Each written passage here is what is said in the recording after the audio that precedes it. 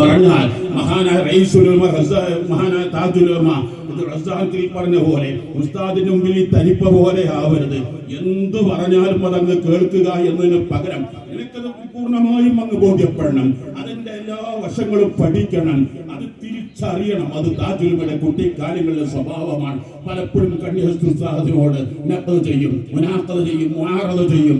അങ്ങനെ കണ്യത്ത് ഉസ്താദും അങ്ങും ഇങ്ങും വാഗ്വാദങ്ങൾ നടക്കും. അങ്ങനെ പലപ്പോഴും ഒന്നാം ദർസിലെത്തുമ്പോ കണ്യത്ത് ഉസ്താദ് വന്നിട്ട് ദർസിലേക്ക് ധാരാളം കുട്ടികൾ ഒരുമിച്ച് കൂടിയിരിക്കുന്ന സമയമായിരിക്കും. വലിയ വലിയ കിബാറുൽ ഉലമാണല്ലോ അന്നത്തൊക്കെ മുതഅല്ലിമീങ്ങള് വന്നിട്ട് ചോദിക്കും കണ്യത്ത് ഉസ്താദ്, എവിടെ കുഞ്ഞിക്കോയ, എവിടെ കുഞ്ഞിക്കോയ? എന്നിട്ട് പറയും, കുഞ്ഞിക്കോയ നിങ്ങൾ പറഞ്ഞത് ഹഖ്ദുൻ വസവാബ്, ഞാൻ പറഞ്ഞത് ഫാഹി ഖത ആണ്. അങ്ങനെ പലപ്പോഴും പഠിക്കുന്ന കാലത്തെ കണ്യത്ത് ഉസ്താദിന്റെ മുമ്പിലും സത്യ ഹക്കും അഥവാ യഥാർത്ഥ ഇഖ്ലാസ് എന്ന് പറഞ്ഞ മഹാനായ ഇമാം ശാഫിഈ റളിയല്ലാഹു തആല തങ്ങൾ പറഞ്ഞേക്കണം, ഞാൻ ആരോട് മുനാദറ നടത്തിയാലും എന്റെ ഹസ്മിൽ നിന്ന് ഹഖ് വരുന്നതായിരിക്കണം എന്റെ താല്പര്യം.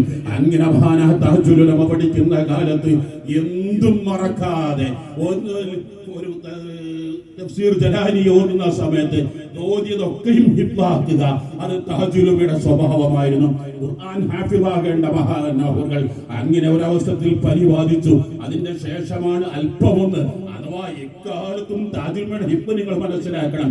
ഞാൻ ആലോചിച്ചു പോവുകയാണ്, ഓണംപാറ ദർസ് തുടങ്ങിയ സമയത്ത് 42 വർഷം മുമ്പ് താജുലുലമയുടെ മുമ്പിൽ ചെന്നു.